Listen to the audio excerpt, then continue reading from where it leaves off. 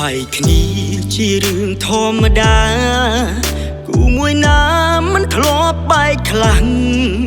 បើដេចប្រាប់គេថាបងអ្នកចាស់មិនតន់ច្បាស់ថាឈប់តែតងអ្នកទី3គេចាំតែមើលថាពេលណាអូនបែកពីបងគ្រាន់បែកភ្លាមគេឆាត់មកលួងសុំថែអូនជាអង្គចិនត្រីអូនមិនធ្លាប់ជាសង្សារចាំងបងទេព្រោះបងមិនធ្លាប់មានសង្សារថ្មីចង់ឲ្យអូនដឹងថាព្រុងហេតុអ្វីគឺព្រោះបងនៅតែស្រឡាញ់អូនអូនមិនតន់ជាសង្សារចាំងបងទេបើមានគេសួរជួយប្រាប់គេផងប្រាប់ថាយើងទាំងពីរនៅតែទាំងតងអូននឹងបងគ្រាន់នៅឆ្ងាយគ្នាមួយរយៈ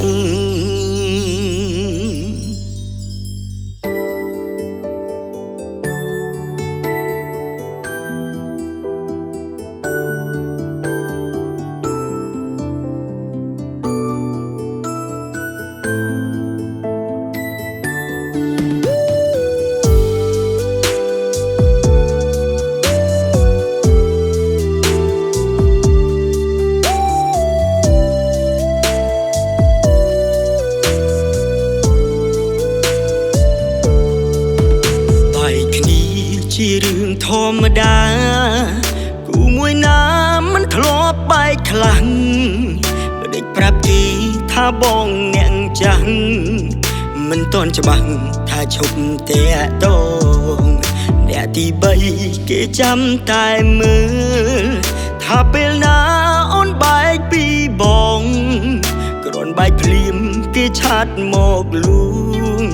សុំថែអូនជាអង្គចិនត្រីអូនមិនធ្លាប់ជាសង្សារចាំងបងទេព្រោះបងមិនធ្លាប់មានសង្សារថ្មីចង់ឲ្យអូនដឹងថាព្រុងហេតុអ្វីគឺព្រោះបងនៅតែស្រឡាញ់អូនអូនមិនតន់ជាសង្សារចាំងបងទេ